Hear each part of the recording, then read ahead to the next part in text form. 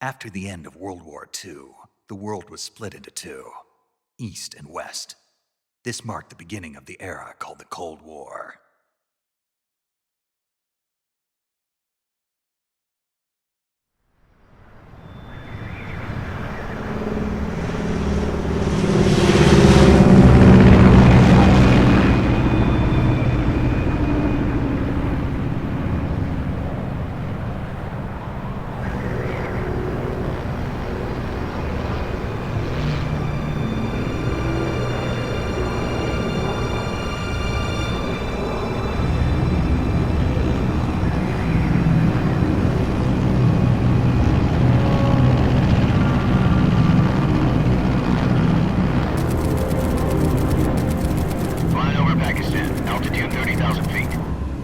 Soviet airspace.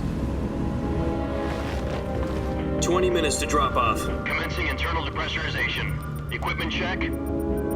Arm main parachute. All right. You ready to go? Drop zone still showing a high pressure mass. Cav okay. Good. We've got high visibility.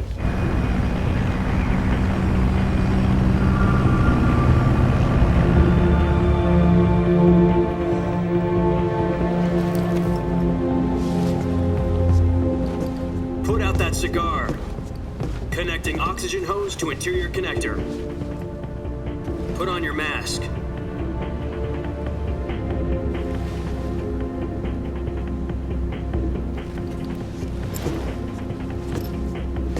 Does this panty waste know what he's doing? Approaching release point. 10 minutes to drop off. Hey, are you deaf? He said put out the cigar and put on your mask.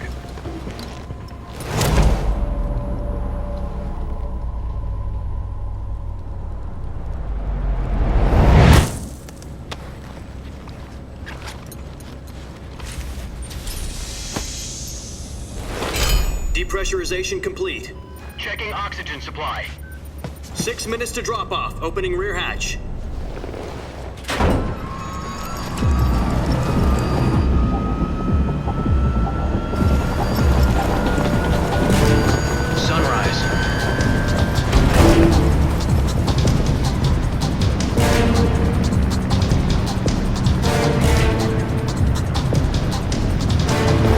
Temperature minus 46 degrees Celsius. 2 minutes to drop off. Stand up. You'll be falling at 130 miles per hour. Try not to get frostbite from the wind chill. 1 minute to drop off. Move to the rear.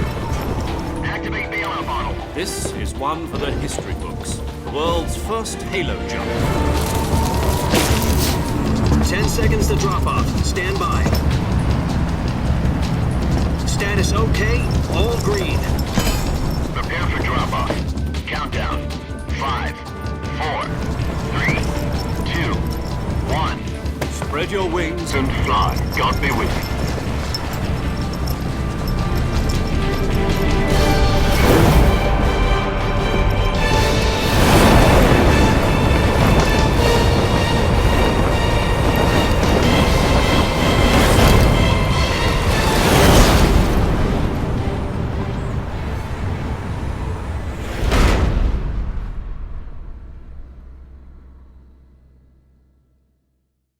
Jack, I've got some important news.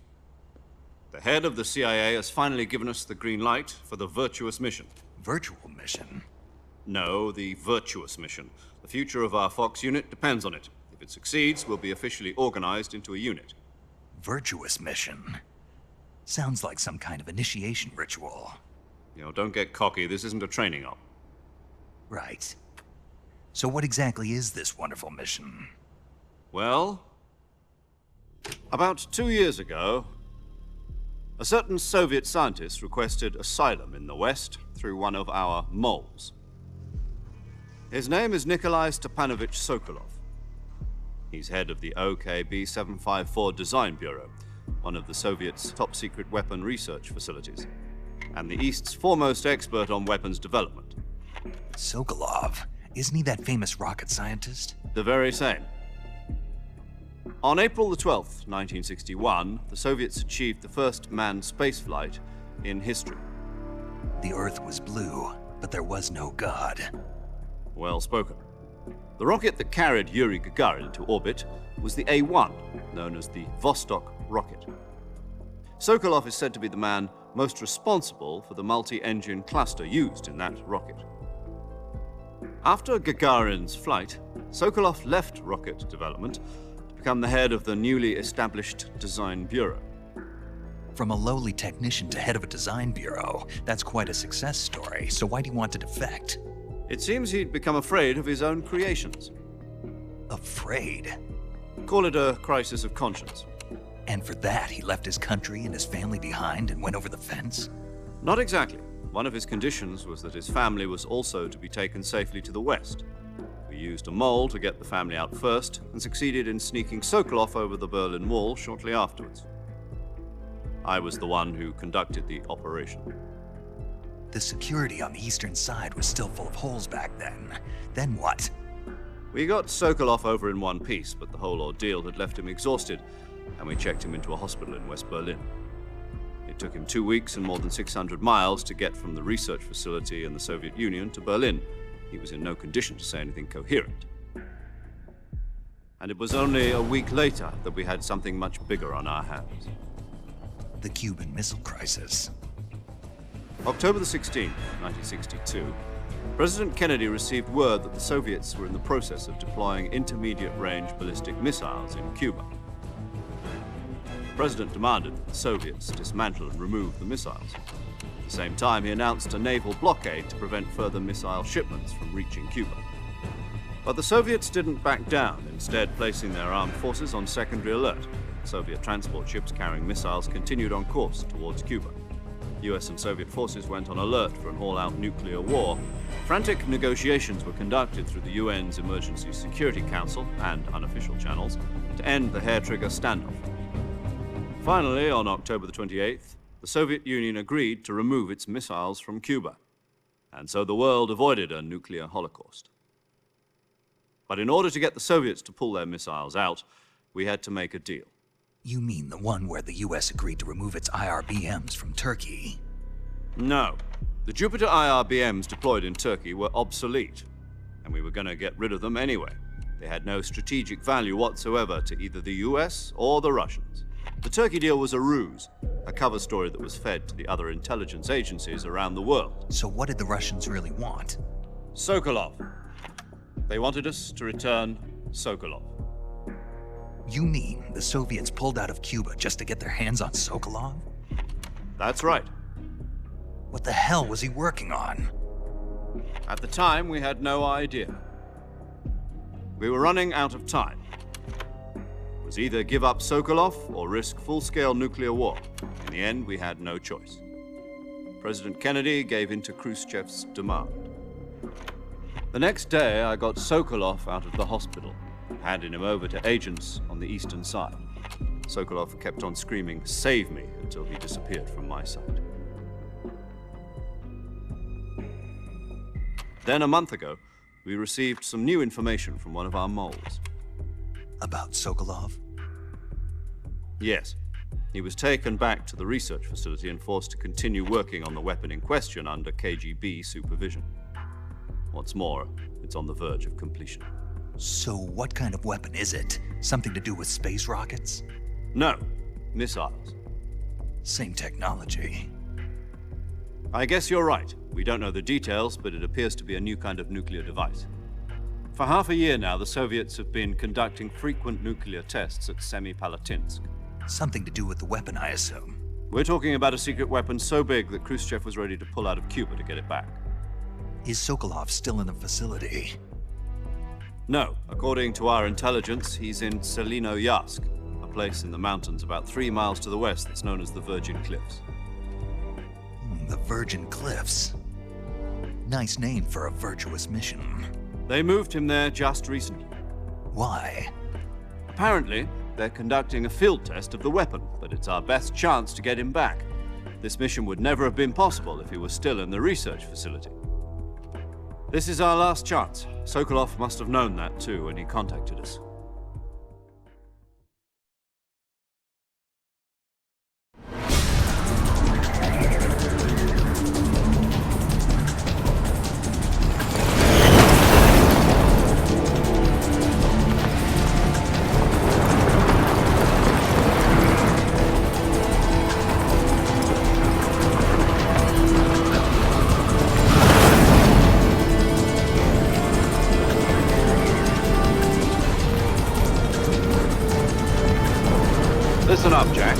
mission is to infiltrate Tselinoyarsk in the Soviet mountains, ensure the safety of Sokolov, and bring him back to the West.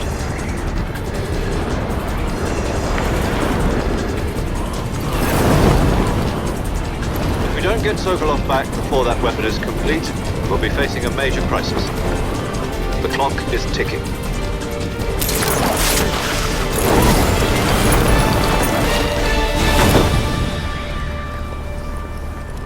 Once we've confirmed the rescue of Sokolov, stand by at the recovery point. A recovery balloon will be dropped at that point. Helium will be pumped into the balloon to inflate it. The process takes about 20 minutes. Once it's complete, the gunship's arm will latch onto the balloon and pull it up. The Fulton surface-to-air recovery system. I'm familiar with the theory. Take it easy. It's been combat proven. Do you think Sokolov is up to it? The shock will be less than during a parachute jump, and the arm can handle up to 500 pounds. So you're planning on going over the border in a single combat Talon?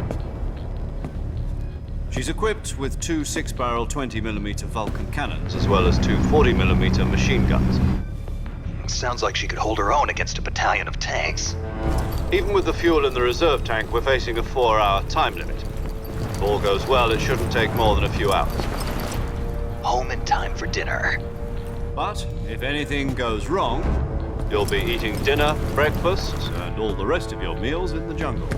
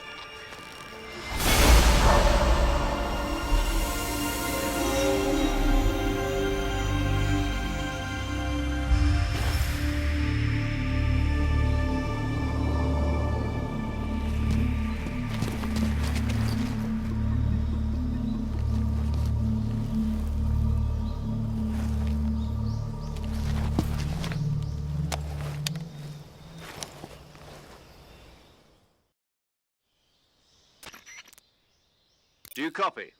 You're already in enemy territory, and somebody might be listening in. From here on out, we'll be using code names to refer to each other. Your code name for this mission will be Naked Snake. I'll be referring to you as Snake from now on. You're not to mention your real name. Snake? What, you don't like snakes? What do you mean? Well, you've eaten one before, haven't you? In survival training. I'm glad to hear that. I don't know if I'd ever order one in a restaurant, but... Be careful, you might not have a choice. What about you, Major? What should I call you? Let's see. I'll be Tom. Call me Major Tom. This will be a sneaking mission. You must not be seen by the enemy. You must leave no trace of your presence. Is that clear? This kind of infiltration is the Fox unit's speciality. In other words, weapons and equipment are procured on site. That goes for food as well. You're completely naked, just as your name implies. Great. Now I see why you asked me if I like snakes. I suppose calling me Snake was your idea of a joke, too. No. There's a good reason for that. I'll tell you later when the time is right. Gotcha. Getting back to the subject, how exactly am I supposed to feed myself? You've been issued a knife and a tranquilizer gun. Use them to hunt for food. You'll also find some medical supplies in your backpack. Yeah, about the backpack. I lost it in a tree on the way down. I see. Well, you'd better go back and get it then. You know where it is? No problem. I can see it from here. It's stuck on a branch. To climb a tree, stand in front of a tree that's covered in ivy and press the action button. I'll be monitoring your progress over the radio. We can't risk violating Soviet airspace, but I'll be in the gunship. My frequency is 140.85. I'll give you a call if I need to talk to you. If you need to talk to me, use the send function. Okay, Snake, go get your backpack.